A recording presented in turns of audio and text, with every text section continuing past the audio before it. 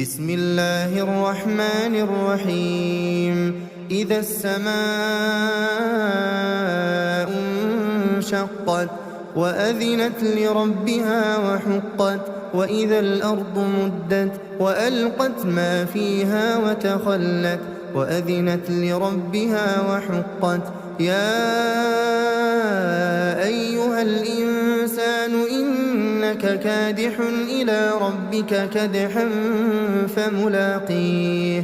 فأما من أوتي كتابه بيمينه فسوف يحاسب حسابا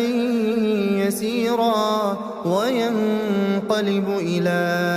أهله مسرورا وأما من أوتي كتابه وراء ظهره فسوف يدعو ثبورا ويصلى سعيرا إنه كان في أهله مسرورا إنه ظن أن لن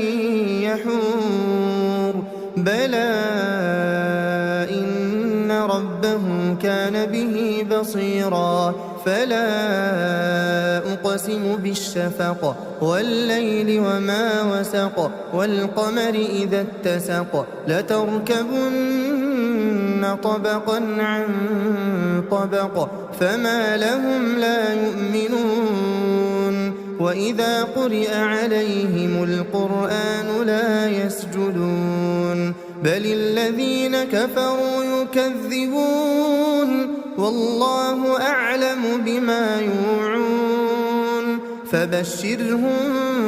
بعذاب أليم إلا الذين آمنوا وعملوا الصالحات لهم أجر غير ممنون.